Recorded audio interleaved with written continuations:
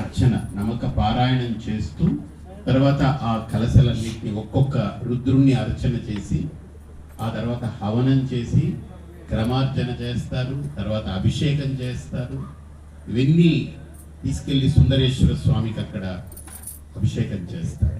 ఇలా ప్రతిరోజు 5 రోజులు కూడా 1000 రుద్రాలతో రుద్రుడి కూడా పూర్తయింది. అలాగనే మన్యు సూక్తం సుబ్రహ్మణ్య స్వామికి జరగాల్సినవన్నీ పూర్తయింది. అలాగనే గణపతికి జరగాల్సినవన్నీ అయింది.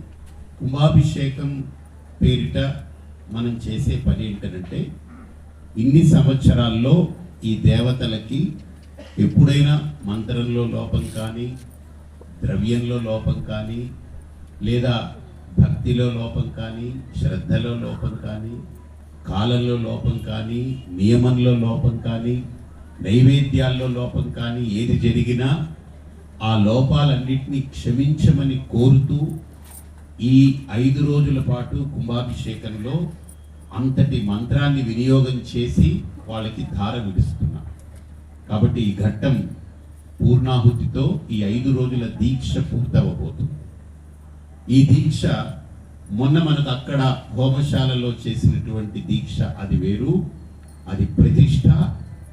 అలాగనే పైన మనం అమ్మవారి యొక్క కలశము 11,000 కలశలతో అభిషేకము, దానికి సంబంధించినటువంటి మహాకుంభాభిషేక దీక్ష. ఇది అమ్మవారికి, ఈశ్వరుడికి, గణపతికి, సుబ్రహ్మణ్య స్వామికి 24 సంవత్సరాలు మనం చేసినటువంటి ఒక అనుష్ఠానము. తపస్సుల్లో ఎక్కడైనా సరే లోపం ఉంటే ఆ లోపాలని సవరించుకుంటూ చేసేటువంటి దీక్ష. కాబట్టి అందరం కూడా ఈ పూర్ణాహుతి సందర్భంగా మనం మనస్సులో ధారణ చేసేది ఏంటంటే మనకు ఆరోగ్యాన్ని ఇవ్వాలి, ఆయుష్ని ఇవ్వాలి, ఐక్యప్రియాన్ని ఇవ్వాలి. అన్నిటికంటే ముందు మనం చేసుకోబోయే ఆ 1,00,000 చండి, 1,00,000 రుద్రము, 1,00,00,000 మోదక హోమము, 1,00,00,000 ఉండ్రాలతో గణపతికి హోమం, అలాగనే 1,00,000 మన్యు సూక్తము తోటి హోమము రుక్కులతో అంటే సుబ్రహ్మణ్య స్వామికి. అలాగనే 12 మంది ద్వాదశ ఆదిత్యులు అంటారు. ఆ 12 మంది ఆదిత్యులు